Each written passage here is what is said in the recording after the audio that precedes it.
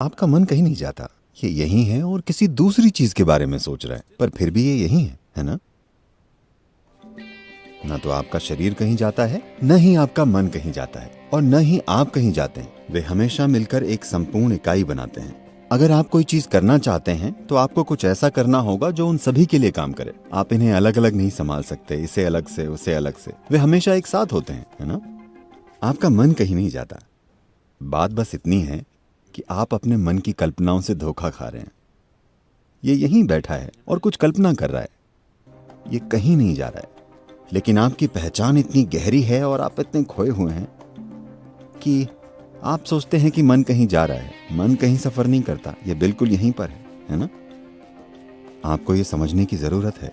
आपके मन में बेकाबू और अंतहीन विचार इसलिए चल रहे हैं क्योंकि आपने उन चीजों के रूप में अपनी पहचान बना रखी है जो आप नहीं हैं। जिस पल आप खुद की पहचान किसी ऐसी चीज के रूप में बना लेते हैं जो आप नहीं हैं, तब मन बिना रुके चलने लगता है। आपने अपनी पहचान कई चीजों से जोड़ी हुई है और आप अपने मन को रोकने की कोशिश कर रहे हैं। मैं आपको बता रहा हूं, अगर आप लाखों साल तक कोशिश कर लें तो भी ऐसा नहीं होने वाला।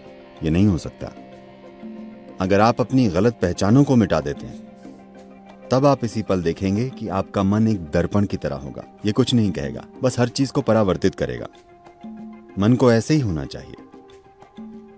आपका मन एक ऐसा साधन है जो तभी सबसे अच्छा काम करता है जब इसमें स्पष्टता हो, है ना? ऐसा ही है ना? आपका मन यहां हर तरह की काल्पनिक चीजों के बारे में सोचने के लिए नहीं है। वो जीवन में एक भटकाव है।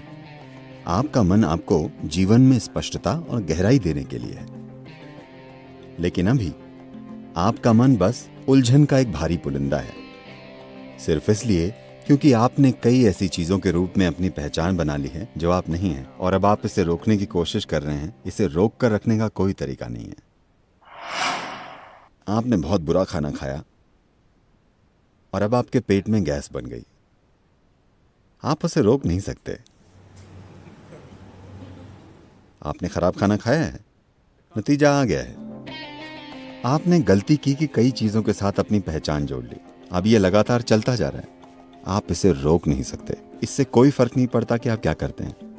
आप भगवान के बारे में सोचिए, भगवान खुद आपको कई जगहों पर ले जाएंगे।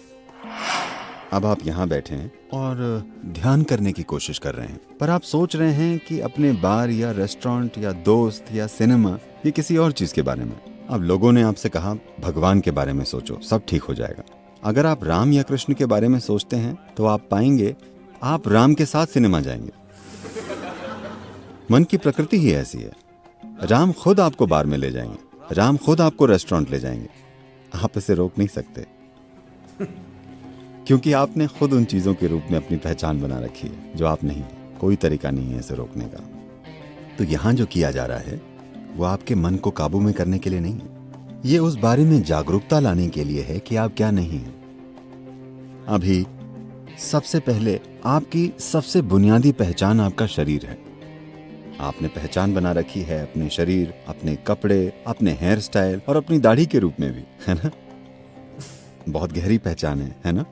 आपकी पत्नी, आपके बच्चे, आपका परिवार, आपकी शिक्षा, आपका धर्म, अनगिनत आधारों पर पहचाने। इन सभी पहचानों के साथ आप एक शांत मन चाहते हैं। ऐसी कोई चीज नहीं होती। यही कारण है कि हमने आपको शून्य नाम की एक आसान विधि दी है जिसमें आप मन से थोड़ी दूरी पैदा करते हैं। एक बार जब दूरी बन जाती है तो अगर ये बकबक करने वाला मन भी हो तो भी फर्क नहीं पड़ेगा। आप मन से अलग रहेंगे। एक बार जब आप मन से अलग हो जाते हैं तो आप सारी पहचानों से भी अलग हो जाते हैं। Because it's the mind which manufactures identifications. क्योंकि मन ही पहचान पैदा करता है ना? तो हर तरह की चीजें मत सोचिए, बस इस विधि को काम में लीजिए। तब चीजें होंगी, वो चीजें होंगी जिनकी आपने कल्पना भी नहीं की थी।